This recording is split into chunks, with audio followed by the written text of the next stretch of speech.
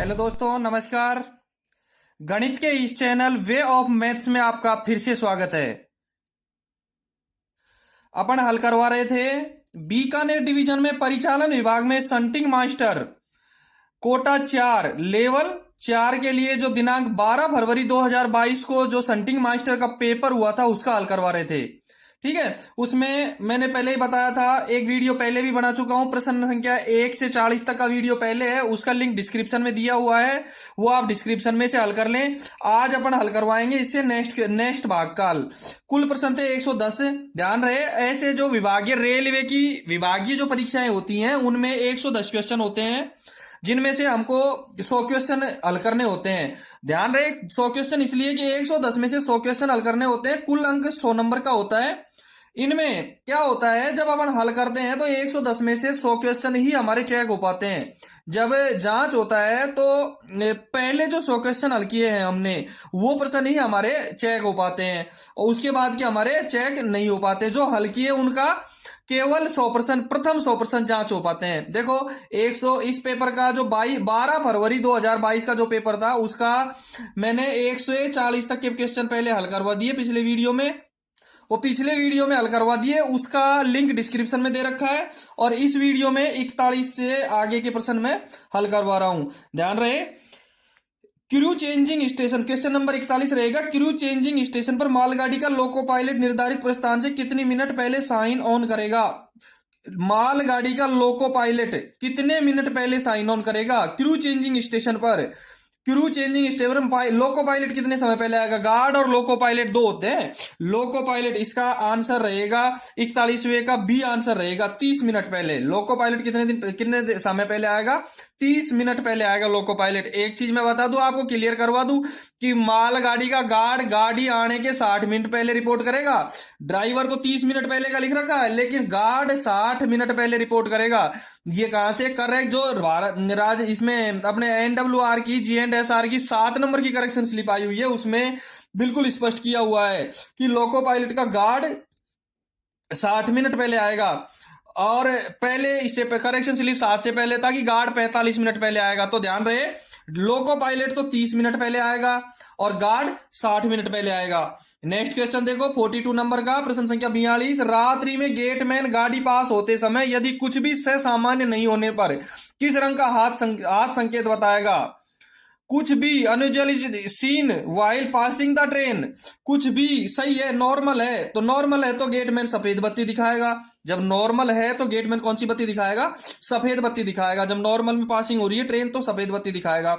43 number का question देखो, 43वां। Automatic रोक सिग्नल को ऑन स्थिति में कैसे पास करेंगे? ऑटोमेटिक, अपना ऑटोमेटिक नहीं है यहाँ, बीकानेर डिवीजन में कहीं भी ऑटोमेटिक नहीं है। ऑटोमेटिक रोक सिग्नल को ऑन स्थिति में कैसे पार करेगा? सीधा सा है, ऑटोमेटिक को दिन में 1 मिनट और रात में 2 मिनट रुक करके। ऑटोमेटिक रोक सिग्नल को how to pass at automatic stop signal on position. देखो, दिन में 1 मिनट और रात में 2 मिनट रुक करके ऑटोमेटिक सिग्नल को पास करेगा। मैं इसकी क्लियर भी करवा देता हूं, उसकी गति क्या रहेगी ये भी मैं आपको बता देता हूं। ऑटोमेटिक सिग्नल को ऑन स्थिति में पार करते समय गाड़ी की गति रहेगी 15 किलोमीटर, 15 किलोमीटर, और रात में अदृश्यता साफ न होने पर रहेगी 10 किलोमीटर पीएच। यानी कि 15 kmph और 10 kmph उसकी गति रहेगी। दिन में 10 kmph 15 kmph की, रात में 10 kmph की गति रहेगी। और किसी भी रुकावट से पहले, ध्यान रहे, वो किसी भी रुकावट से पहले अपनी गाड़ी को रोकने के लिए तैयार रहेगा। ऑटोमेटिक सिग्नल में यदि सिग्नल ऑन स्थिति में पार कर रहा है तो इसी स्पीड से चलेगा, वो 15 और 10 की स्पीड से चलेगा। और किसी भी बाधा, यदि कोई रुकावट आती है तो गाड़ी को रोकने के लिए तैयार रहेगा। उसमें एक प्रॉब्लम भी ये रहेगी कि ये चाहे अगला सिग्नल उसको ग्रीन दिखाई दे रहा है ऑफ स्थिति में, नेक्स्ट सिग्नल, लेकिन नेक्स्ट सिग्नल तक वो इसी स्पीड से चलेगा, चाहे वो अगला सिग्नल ऑफ ही स्थिति में क्यों ना हो। नेक्स्ट क्वेश्चन देखो, 44वां क्वेश्चन रहेगा। ट्रैप पॉइंट लाइन के लिए सेट हो, ट्रैप पॉइंट लाइन के लिए सेट हो तो ट्रैप इंडिकेटर कौन सी बत्ती दिखाएगा? ट्रैप पॉइंट लाइन के लिए सेट है तो ट्रैप इंडिकेटर कौन सी बत्ती दिखाएगा? ट्रैप पॉइंट लाइन के लिए सेट है तो सीधी सी एक ग्रीन दिखाएगा। इसमें उत्तर रहेगा आपका ए रहेगा, 44वें का उत्तर रहेगा ए। अब मैं आपको एक ट्रैप पॉइंट के बारे में और भी चीज बता देता हूं। क्वेश्चन किसी भी प्रकार से आ सकता है। देखो विभागीय परीक्षाओं में जोड़ तोड़ करके इन्हीं प्रश्नों में से आते हैं। जैसे इससे पहले का एक पेपर हुआ था, जनवरी में पेपर हुआ था, उस जनवरी के पेपर में से कुछ बहुत सारे प्रश्न इस पेपर में मिले हैं, इस प्रश्न इस पेपर के उस प्रश्न में मिले हैं। राजभाषा से संबंधित प्रश्न एक दूसरे के संबंधित आते रहते हैं। इन प्रश्नों को यदि हम पेपर भी तैयार करेंगे तो आपके 40% 50% क्वेश्चन तो यूं ही हल हो जाते हैं। ट्रैप पॉइंट के बारे में बता रहा था मैं।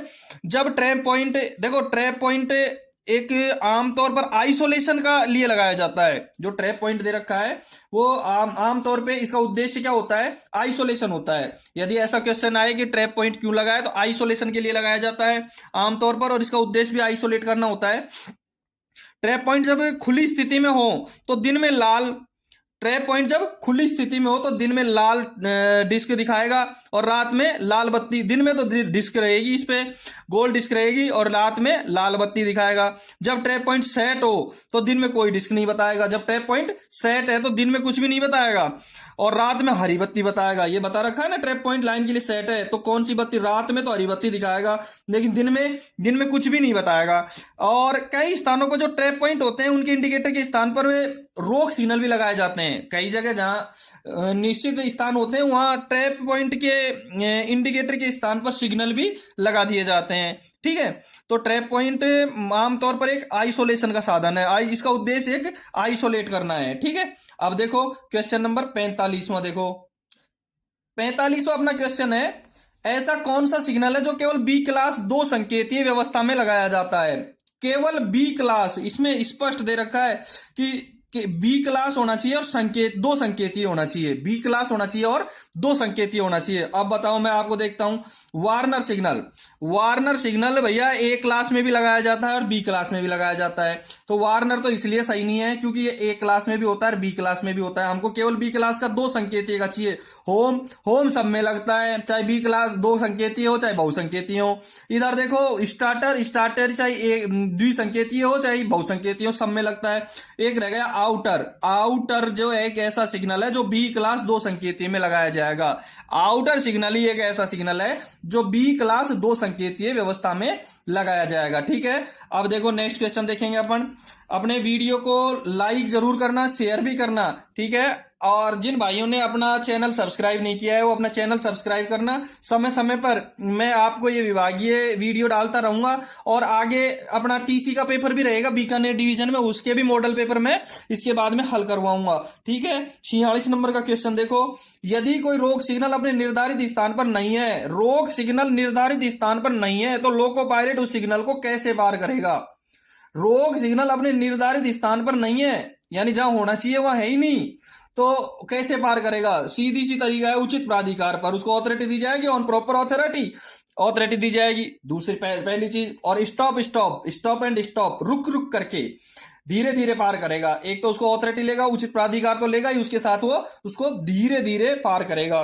ठीक है, नेक्स्ट क्वेश्चन देखो 47 नंबर का क्वेश्चन है, संपूर्ण ब्लॉक पद्धति आधारित है। संपूर्ण ब्लॉक पद्धति, absolute block system is based on, absolute block system संपूर्ण ब्लॉक पद्धति आधारित है। संपूर्ण ब्लॉक पद्धति, देखो संपूर्ण ब्लॉक पद्धति का उद्देश्य किस पे आधारित है। इसमें ए सही रहेगा, स्थान अंतराल। क्या सही रहेगा, ए सही रहेगा। अब मैं बता भी देता हूं, आपको क्लियर करवा देता हूं इसका ए कैसे सही रहेगा। देखो इसका ए कैसे सही रहेगा, संपूर्ण ब्लॉक पद्धति होती है उसमें पूरे सेक्शन को छोटे छोटे भागों में बांट दिया जाता है, ब्लॉक सेक्शनों में बांट दिया जाता है। पूरे सेक्शन को छोटे छोटे ब्लॉक सेक्शनों में बांट दिया जाता है और हर 2 ब्लॉक स्टेशनों के बीच का भाग ब्लॉक सेक्शन कहलाता है। स्टेशन बना दिए जाते हैं, उनके बीच का भाग क्या कहलाता है, ब्लॉक सेक्शन। ब्लॉक स्टेशनों के बीच का भाग ब्लॉक सेक्शन कहलाएगा, जिसमें संपूर्ण ब्लॉक पद्धति के अनुसार एक समय में एक ही गाड़ी रन करेगी। उसमें क्या करेगा, एक 2 स्टेशनों के बीच में ब्लॉक सेक्शन रहेगा और उस ब्लॉक सेक्शन में एक समय में एक 2 स्थान है, एक तो ब्लॉक स्टेशन है ए और एक बी, स्थान के बीच में, तो क्या हो गया इसका उद्देश्य, स्थान अंतराल, प्लेस इंटरवल। ठीक है, एक समय में एक ही गाड़ी रन करेगी दो ब्लॉक स्टेशनों के बीच में। तो इससे स्पष्ट होता है कि संपूर्ण ब्लॉक पद्धति स्थान अंतराल पर आधारित है। किस पर आधारित है? स्थान अंतराल पर आधारित है। ये सही रहेगा, प्लेस इंटरवल। 48 नंबर का क्वेश्चन देखो, बहुसंकेती कलर लाइट सिग्नल, बहुसंकेती colour light signal, multi aspect colour light signal में लाइन क्लियर देने की पर्याप्त दूरी। बहुत इजी सवाल है। सबसे पहले यदि अपन रेल के कर्मचारी हैं तो हमको ये क्वेश्चन तो आना ही चाहिए, अपनी वर्किंग के लिए भी और एग्जाम के लिए भी। लाइन क्लियर की, और लाइन क्लियर देने की जो पर्याप्त दूरी है उसको क्या कहेंगे? ब्लॉक ओवरलैप कहेंगे। लाइन क्लियर देने की जो पर्याप्त दूरी रहेगी उसको ब्लॉक ओवरलैप कहेंगे। और ब्लॉक ओवरलैप की दूरी रहेगी हमारी 180 मीटर, 180 मीटर रहेगी। एडवांस और होम के बीच की दूरी, बीच की दूरी क्या? एडवांस, होम और एडवांस के बीच की दूरी कितनी रहेगी? 180 मीटर रहेगी। ध्यान रहे, ये आपका ब्लॉक ओवरलैप है। ब्लॉक ओवरलैप, लाइन क्लियर हेतु जो पर्याप्त दूरी होती है उसको ब्लॉक ओवरलैप कहते हैं। और एक और होता है लैप, सिग्नल ओवरलैप और होता है एक। जो सिग्नल ओवरलैप क्या होता है वो भी मैं आपको क्लियर करवा देता हूं। देखो, क्वेश्चन किसी भी तरीके से आ सकता है। क्वेश्चन, एक क्वेश्चन को कैसे भी मोड़ तोड़ करके दिया जाता है। सिग्नल ओवरलैप होता है, सिग्नल को ऑफ करने की जो पर्याप्त दूरी होती है वो सिग्नल ओवरलैप कहलाता है। अब सिग्नल ओवरलैप का दूरी कितनी दी है? 120 मीटर। इसमें भी दिखा रखा है 120 मीटर, लेकिन सिग्नल ओवरलैप की दूरी है 120 मीटर। सिग्नल को ऑफ करने की पर्याप्त दूरी सिग्नल ओवरलैप कहलाती है बहुसंकेतीय व्यवस्था में, और वो होती है 120 मीटर। इसमें लाइन क्लियर देने की 180 रहेंगी, इसलिए 48वें क्वेश्चन का उत्तर रहेगा 180 मीटर। देखो नंबर 49वां नंबर का सवाल देखो, नेक्स्ट क्वेश्चन है, सिग्नल लाइटिंग कमेटी के सदस्य कौन कौन होते हैं? सिग्नल लाइटिंग कमेटी के सदस्य कौन कौन होते हैं? आप देखो भैया, सिग्नल लाइटिंग कमेटी के सदस्य कौन कौन होते हैं? SSC signal, LITI, SSC signal, signal lighting committee. तो सिग्नल लाइटिंग कमेटी, सिग्नल का आदमी तो जरूरी रहेगा, तो एसएससी सिग्नल रहेगा। एक रहेगा LI लोको इंस्पेक्टर, LI कौन होगा? लोको इंस्पेक्टर। और एक TI जो अपने ऑपरेटिंग डिपार्टमेंट का होता है। एसएससी सिग्नल, सिग्नल का, LI होता है मैकेनिकल का होता है लोको इंस्पेक्टर, और TI होता है वो ट्रैफिक इंस्पेक्टर। इसलिए 49वें सवाल का उत्तर, प्रश्न का उत्तर रहेगा A, एसएससी सिग्नल, LI और TI। ठीक है, नेक्स्ट क्वेश्चन देखो 50वें नंबर का।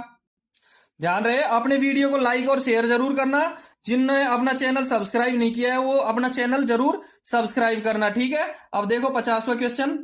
50वां क्वेश्चन है, जब मध्यवर्ती ब्लॉक सिग्नल ऑन स्थिति में हो, मध्यवर्ती ब्लॉक सिस्टम, मध्यवर्ती ब्लॉक सिग्नल IBS ऑन स्थिति में हो तो उस पर लगा टेलीफोन भी खराब हो। देखो, मैं ऑन स्थिति में, उसका टेलीफोन भी खराब है, तो लोको पायलट 5 मिनट रोकने के बाद, सवाल यह भी हो सकता है लोको पायलट कितने मिनट रुकेगा? इसमें 5 मिनट रोकने के बाद अपनी गाड़ी को कितने किलोमीटर प्रति घंटे की गति से चलाएगा? इसकी स्पीड क्या रहेगी? IBS ऑन स्थिति में है और उसका टेलीफोन भी खराब है, तो लोको पायलट कितने मिनट रुकेगा? 5 मिनट रुकेगा। और उसकी गति क्या रहेगी? उसकी गति रहेगी 15 और 8। सी सही रहेगा इसमें। क्या सही रहेगा? सी सही रहेगा। उसकी गति क्या रहेगी? 15 या 8। दिन में जब दृश्यता साफ रहे तो 15 किलोमीटर के एमपीएच घंटे की रहेगी, और जब दृश्यता साफ नहीं रहे तो 8 के एमपीएच की गति रहेगी। अगला क्वेश्चन देखो, प्रश्न संख्या 51वां। प्रश्न संख्या 51, कोई नया सिग्नल लगाया जाता है अथवा किसी सिग्नल का स्थान बदला जाता है तो लोको पायलट को कितने दिन तक सतर्कता आदेश जारी किया जाएगा? चेंज किया गया है इसमें। क्या किया गया है इसमें? चेंज किया गया है। तो चेंज यानी सिग्नल को हटाया गया है या दूसरी जगह शिफ्ट किया गया है। तो इसमें मेरे हिसाब से जो उत्तर रहेगा वो 90 दिन का रहेगा। मेरे हिसाब से इसमें 90 दिन दिया गया नहीं है, बाकी मैंने जहां भी पढ़ा है मेरे को 90 दिन प्राप्त हुआ है। 51वें का उत्तर रहेगा 90 दिन तक। और ये अपनी GNSR की, जो NWR की GNSR की 37 नंबर की करेक्शन स्लिप है एक, वो 37 नंबर की करेक्शन स्लिप में स्पष्ट दे रखा है कि आपका यदि सिग्नल का स्थान बदला जाता है और यदि उसको चेंज किया जाता है, दूसरी जगह शिफ्ट किया जाता है या नया सिग्नल लगाया जाता है तो 90 दिन तक उसको कॉशन ऑर्डर जारी करेंगे। अब इससे 37 नंबर की करेक्शन स्लिप से पहले उत्तर था 10 दिन। जो ये करेक्शन स्लिप आई है उससे पहले उत्तर था 10 दिन, लेकिन 37 नंबर की करेक्शन स्लिप में इस अवधि को 10 दिन की जगह क्या कर दिया गया है? 90 दिन कर दिया गया है। ठीक है, 52वां क्वेश्चन देखो, मध्यवर्ती ब्लॉक सिग्नल कौन से सेक्शन पर लगाया जाता है? मध्यवर्ती IB सिग्नल, मध्यवर्ती ब्लॉक सिग्नल आईबीएस किस सेक्शन पर लगाया जाता है? और आईबीएस तो हर जगह लगाया जा सकता है।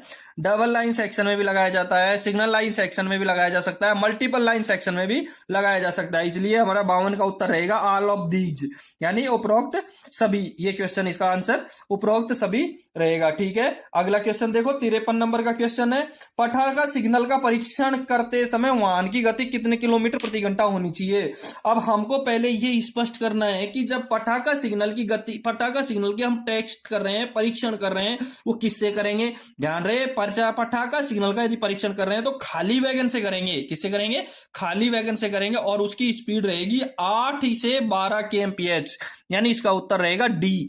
53वें प्रश्न का उत्तर रहेगा डी, 8 से 12 kmph का रहेगा, और खाली वैगन से की जाएगी। लेकिन ध्यान रहे, परीक्षण के दौरान 45 मीटर के दायरे में कोई भी व्यक्ति जानवर नहीं होना चाहिए। कितने मीटर के? 45 मीटर के दायरे में कोई भी व्यक्ति या जानवर नहीं होना चाहिए। ठीक है, दूसरी चीज रहेगी कि ये अपनी ड्यूटी किस किस की है? एक तो टीआई की ड्यूटी है, परिवहन निरीक्षक की, एक रेल पथ पीडब्ल्यूआई की, एक लोको निरीक्षक, और स्टेशन एसएस। इनकी जो ड्यूटी है कि इनके पास में जो भी कर्मचारी हैं, उनके पास यदि कोई पटाखे हैं तो 5 वर्ष से अधिक उम्र के पटाखे होते हैं तो उनकी चेकिंग वो वर्ष में एक बार जरूर करें। और नीचे 54 नंबर के सवाल में दे रखा है कितनी वर्ष की आयु है पटाखे सिग्नल की अधिकतम आयु। अधिकतम आयु हम 8 वर्ष नहीं कह सकते।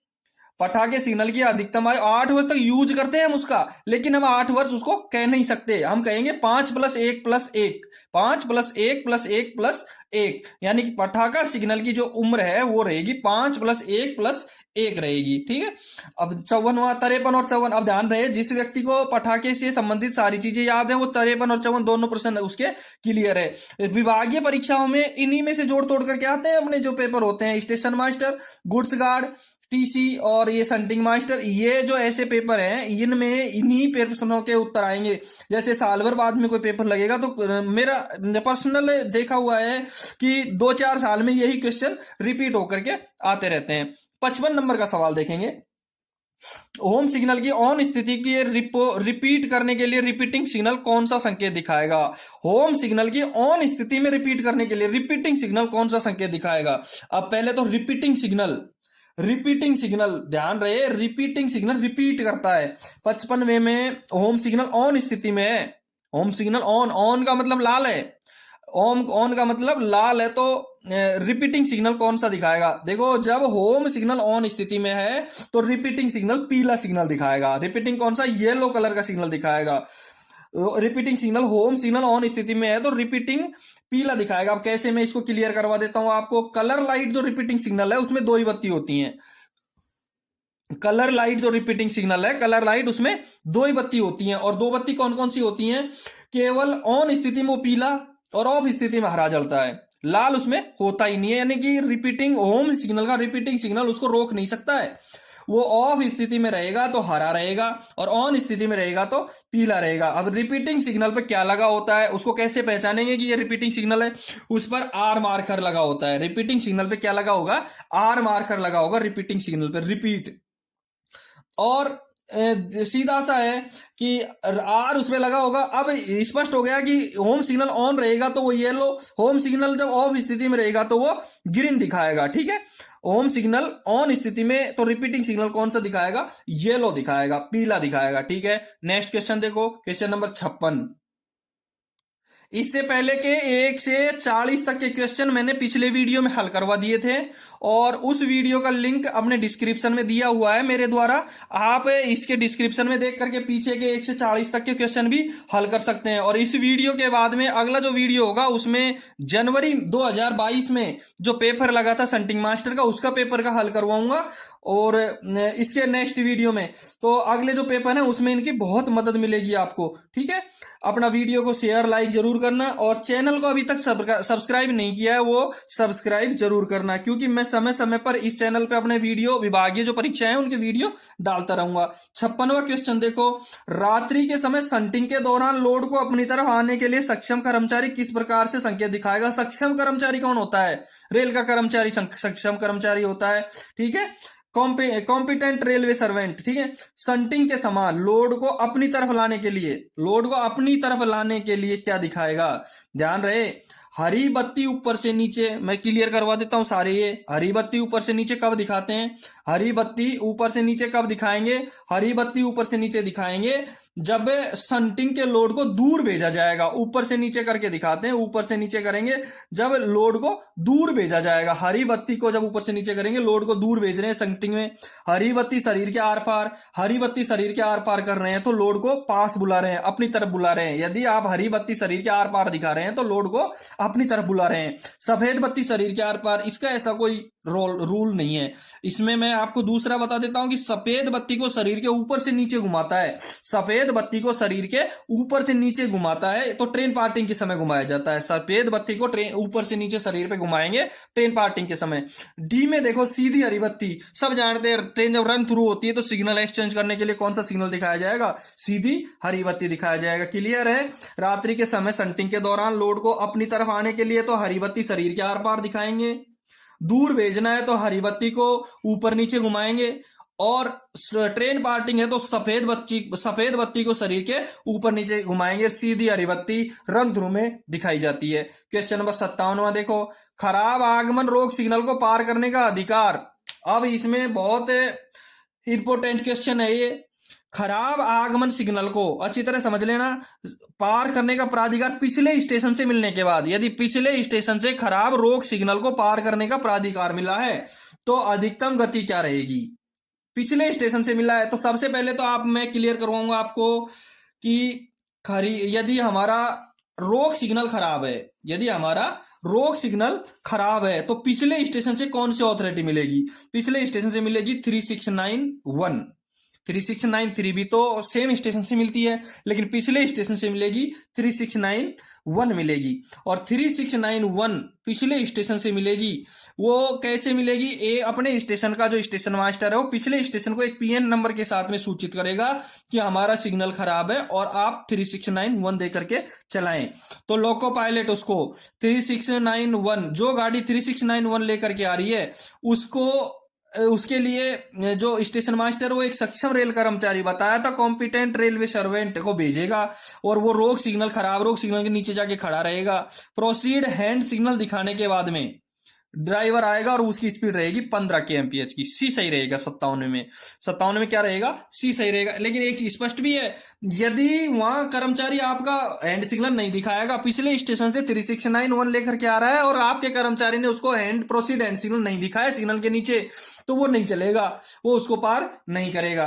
अब ये एक स्पष्ट चीज भी है कि पिछले स्टेशन से जो 3691 दिया जाता है वो नामित स्टेशन होते हैं, उसके लिए डीआरएम द्वारा एक प्रपत्र जारी करके सूचित कर दिया जाता है कि ये स्टेशन ही 3691 दे सकते हैं। सभी स्टेशनों के लिए ये उपयोग में नहीं ली जाती है, इसके लिए डीआरएम एक नामित प्रपत्र जारी करता है। ठीक है।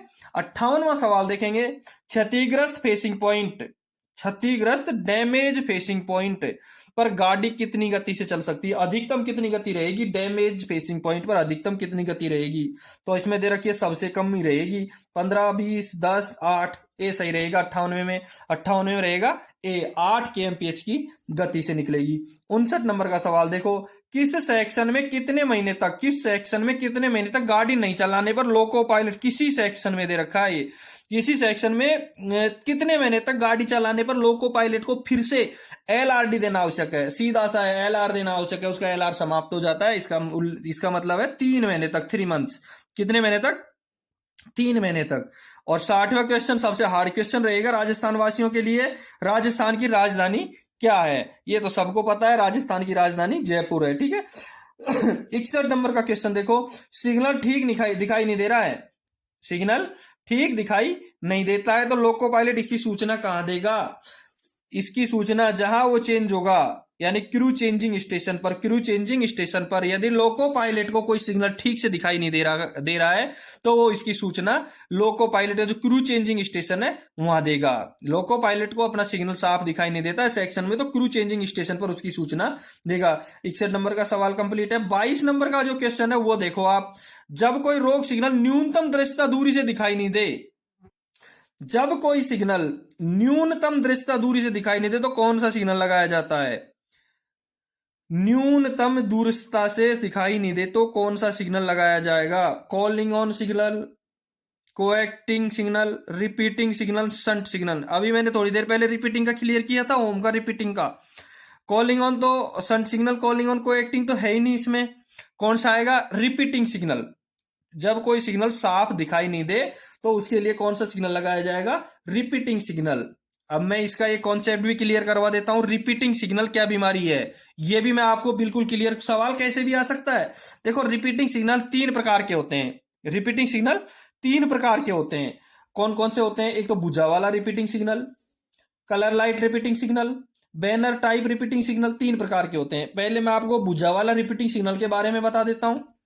जो भुजा वाला रिपीटिंग सिग्नल होता है वो ऑन स्थिति में पीली बत्ती दिखाता है और ऑफ स्थिति में हरी बत्ती दिखा देता है। भुजा वाला जो सिग्नल है, रिपीटिंग सिग्नल, वो ऑन स्थिति में पीली बत्ती दिखाएगा और ऑफ स्थिति में हरी बत्ती दिखाएगा।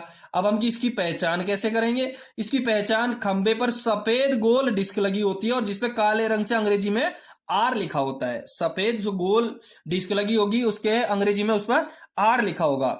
दूसरा, कलर लाइट रिपीटिंग सिग्नल। अब कलर लाइट रिपीटिंग सिग्नल में देखो, इसमें दो बत्तियां होती हैं, ऑन स्थिति में पीली और ऑफ स्थिति में हरी बत्ती। इसमें कलर लाइट जो रिपीटिंग सिग्नल होता है उसमें दो बत्तियां होती हैं, ऑन स्थिति में पीली और ऑफ स्थिति में हरी बत्ती दिखाता है। ठीक है। अब जो कलर लाइट रिपीटिंग सिग्नल है उसमें पहचान क्या है उसकी? इसके खंभे पर जलने वाला आर मार्कर होगा। कौन सा आर मार्कर होगा? जलने वाला आर मार्कर होगा। जो कलर लाइट रिपीटिंग सिग्नल है उसमें जलने वाला आर मार्कर होगा। अब लास्ट का बचा है आपको banner type repeating signal. Banner type repeating signal, ये सिग्नल गोल डिस्क टाइप होता है। जो बैनर टाइप होता है वो होता है गोल डिस्क टाइप होता है, जिसमें दो तो काली पट्टी होती है और उनके बीच में एक पीली पट्टी होती है। दो काली पट्टी जमीन के समांतर, ऐसे समांतर दो तो काली पट्टी, बीच में पीली पट्टी होती है। ठीक है।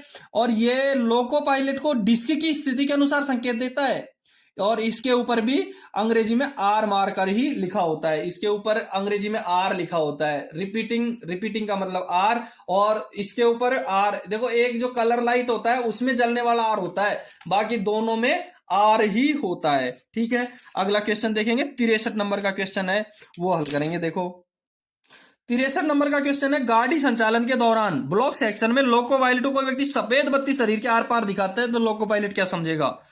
सफेद बत्ती यदि वो दिखाता है तो लोको पायलट क्या समझेगा? शरीर के आर पार गाड़ी विभाजन में कौन सी दिखाता है? क्वेश्चन कैसे भी आ सकता है, प्रश्न हमारे पेपर में किसी भी प्रकार से आ सकता है। एक प्रश्न में से दो प्रश्न। देखो, इस पेपर में ही मैं आपको बता देता हूं, कई प्रश्न तो ऐसे हैं जो इसी पेपर में मिलते हैं, उनके उत्तर एक दूसरे प्रश्न के अंदर हैं। निश्चित क्वेश्चन है, रेलवे की विभागीय परीक्षाओं के निश्चित क्वेश्चन जो इसमें मिलते हैं। गाड़ी विभाजन होती है तो सफेद बत्ती को ऊपर से नीचे दिखाया जाता है।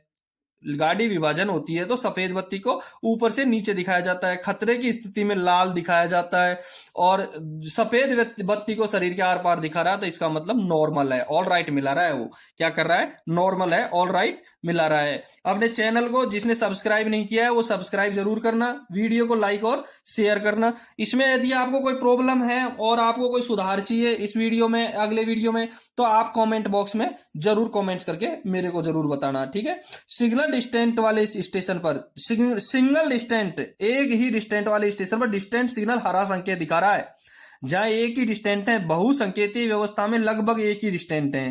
बीकानेर डिवीजन में लगभग स्टेशनों पर कंप्लीट स्टेशन है, लगभग एक आध कोई है तो वो अलग है, बाकी लगभग सारे डिस्टेंट सिग्नल एक ही हैं।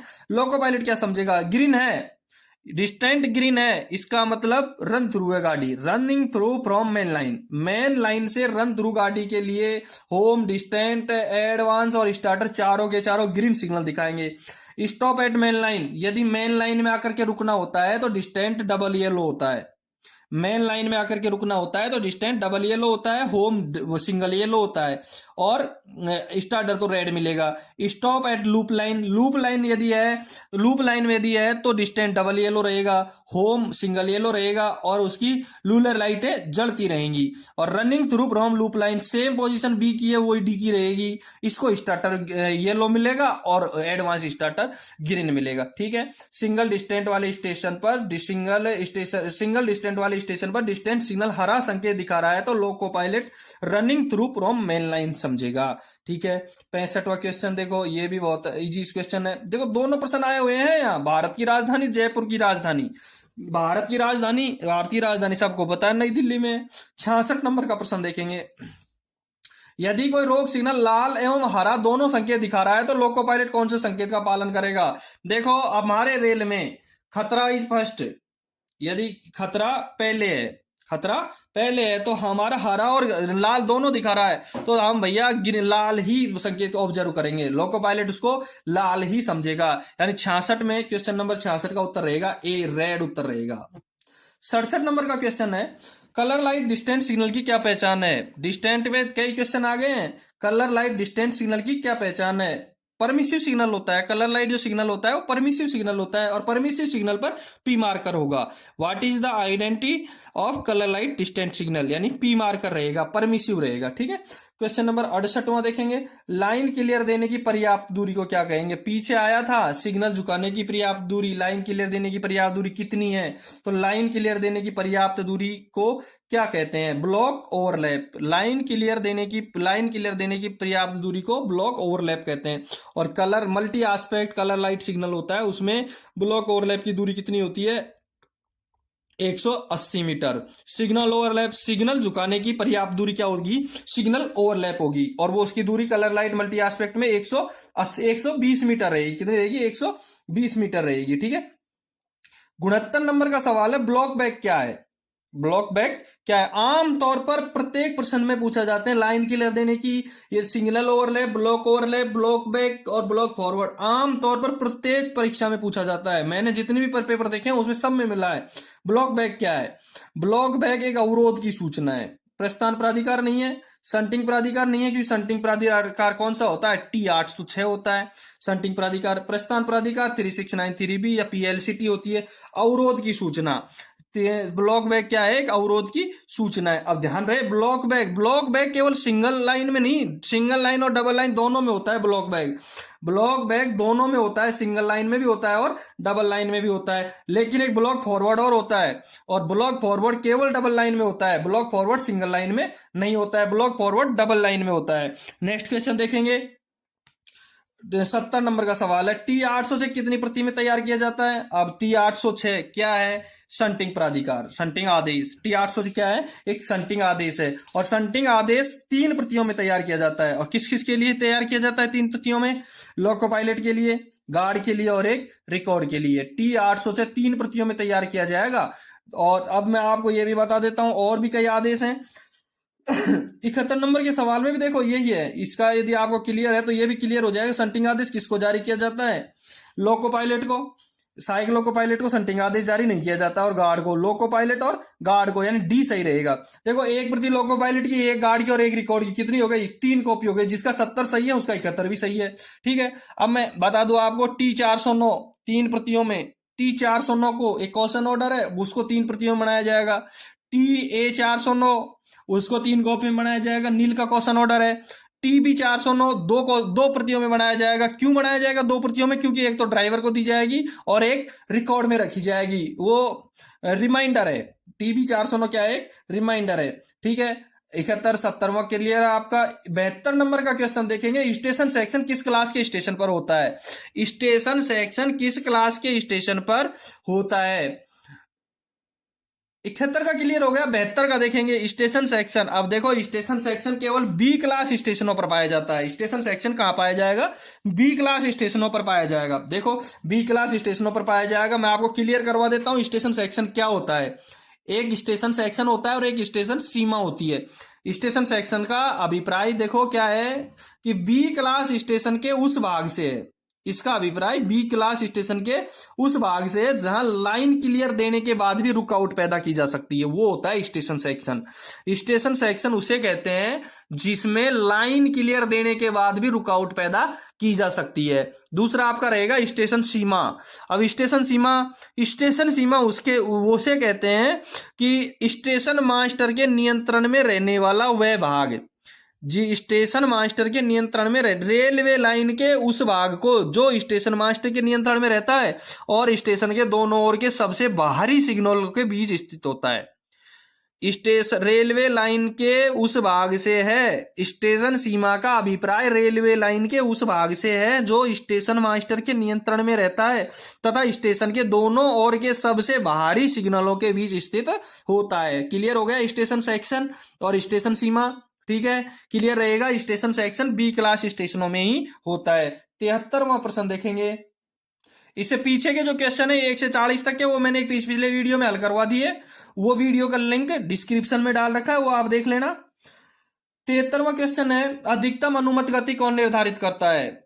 अधिकतम मैक्सिमम परमिसेबल स्पीड कौन जारी करता है? सीधी सी बात है, सबसे बड़ा कौन होता है? सीआरएस होता है।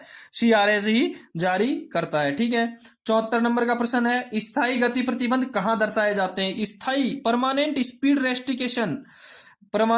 Restriction are show in WTT। WTT का फुल फॉर्म होता है वर्किंग टाइम टेबल। कहां परमानेंट स्पीड रेस्ट्रिक्शन कहां होते हैं? WTT में होते हैं। 75 नंबर का सवाल देखेंगे। स्पीडोमीटर खराब होने पर गाड़ी की गति क्या रहेगी? गाड़ी का स्पीडोमीटर खराब है तो उसकी गति क्या रहेगी? स्पीडोमीटर खराब है तो उसकी गति रहेगी, गाड़ी की जो अनुमेय गति है उससे 10% कम रहेगी। Less than maximum permissible speed, 10% कम रहेगी। तो उससे जो उसकी मैक्सिमम स्पीड अनुमेय गति है उससे 10% कम रहेगी। 76 नंबर का प्रश्न है, बिना ब्रेक वाहन गाड़ी संचालन किसकी अनुमति जरूरी है? ब्रेक वाहन नहीं लगा रखा है गाड़ी में ब्रेक वाहन नहीं लगा रखा है। यदि ब्रेक वाहन नहीं है तो किसकी अनुमति से चलाएंगे उसको? ब्रेक वाहन नहीं है तो सीधा सा है, ब्रेक वाहन नहीं है तो उसको सी सही रहेगा इसमें, सीनियर डीओम या डीओम की परमिशन से सीटी नंबर लेकर के चलाएंगे। ब्रेक वाहन नहीं है तो लास्ट विकल्प से चलेगी, सीनियर डीओम या डीओम की परमिशन से। ठीक है, 77वां सवाल देखो, सी क्लास ओडीसी को चलाने की अनुमति कौन देता है? ओडीसी के बारे में मैंने पिछले वीडियो में बिल्कुल कंप्लीट क्लियर करवा रखा है और मैं आपको इसमें भी क्लियर करवा देता हूं। ध्यान रहे, हमेशा किसी भी प्रकार का पेपर हो आपको ओडीसी का प्रश्न तो जरूर आएगा। एक ओडीसी का प्रश्न तो जरूर आता है। सी क्लास ओडीसी की अनुमति कौन देता है? मैं बता देता हूं, सीआरएस देता है। सी क्लास ओडीसी की परमिशन कौन देता है? सीआरएस देता है। अब ये भी बता देता हूं, ए क्लास की परमिशन कौन देता है?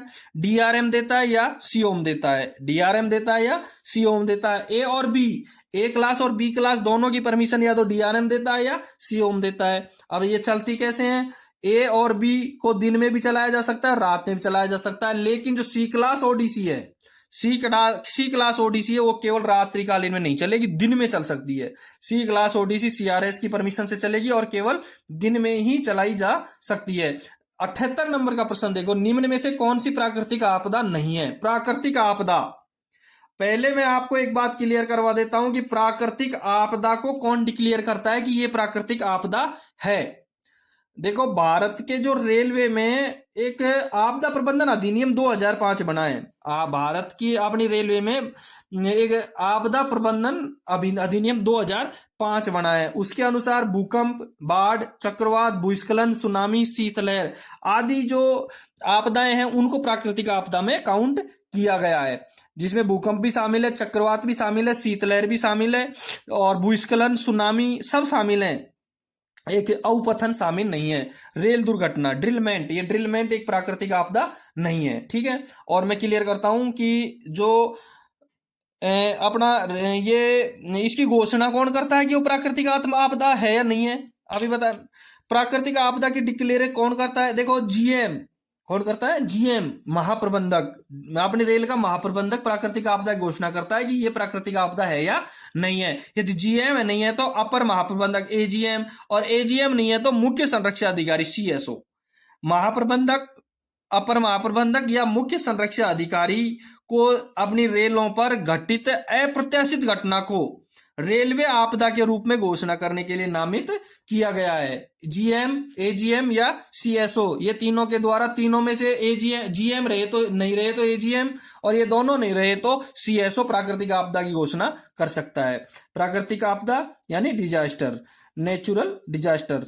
79 नंबर का क्वेश्चन देखेंगे, सतर्कता आदेश का रिकॉर्ड कितने महीने तक रखा जाना चाहिए? पहले भी मैं हल करवा चुका हूं, 12 महीने तक। ये कॉशन ऑर्डर का रिकॉर्ड कितने महीने तक रहेगा? 12 महीने तक। 12 महीने तक कब रहेगा? जब नॉर्मल वे में गाड़ी चल रही है। यदि उस गाड़ी का एक्सीडेंट हो गया या कोई कोर्ट केस हो गया तो उसको जब तक कोर्ट केस या जब तक वो सल्टा नहीं होता है, जब तक रिजल्ट नहीं आता है, जब तक उसको अपन कंप्लीट तैयार रखेंगे। नहीं तो नॉर्मल चला है तो इसका रिकॉर्ड केवल 12 महीने तक रहेगा। अगला प्रश्न देखो 80 नंबर का, ब्लॉक मैन्युअल किसके द्वारा जारी की जाती है? By whom the block manual is issued? Block manual, जो ब्लॉक मैन्युअल स्टेशन पे काम करने का होता है, देखो ब्लॉक मैन्युअल सीधा सा है, पीसीओम और पीसीएसटी। पीसीओम अपने ऑपरेटिंग का होता है, सीएसटी अपने सिग्नल का होता है, और इन दोनों के द्वारा ही ब्लॉक मैन्युअल जारी की जाती है। क्योंकि ब्लॉक सिस्टम किसका होता है? सिग्नल का होता है, और उसको ऑपरेट करता है ऑपरेटिंग का आदमी, और इन दोनों के अधिकारी होते हैं पीसीओम और पीसीएसटी। इन दोनों के द्वारा ही ब्लॉक मैन्युअल जारी की जाती है। इसलिए 80 नंबर के सवाल का उत्तर रहेगा डी रहेगा। 80 नंबर के प्रश्न का उत्तर रहेगा डी, ए और बी। अब इससे आगे जो 81 नंबर से सवाल हैं वो मैं अगले वीडियो में हल करवाऊंगा। 81 नंबर से सवाल हैं वो अगले वीडियो में हल करवाऊंगा। इससे पिछले वीडियो में 1 से 40 तक के हल करवाए थे, उनका लिंक मैंने डिस्क्रिप्शन में डाल रखा है, वो देख लेना आप। और इस 1 से 41 से 40 80 तक के हल करवा दिए। अगले वीडियो में 81 से लेकर के लास्ट पूरे प्रश्न हल करवाऊंगा। ठीक है, और धन्यवाद। और अपने चैनल को लाइक और शेयर जरूर करना, और जिन्होंने अपना चैनल सब्सक्राइब नहीं किया है वो अपना चैनल सब्सक्राइब जरूर करना। धन्यवाद।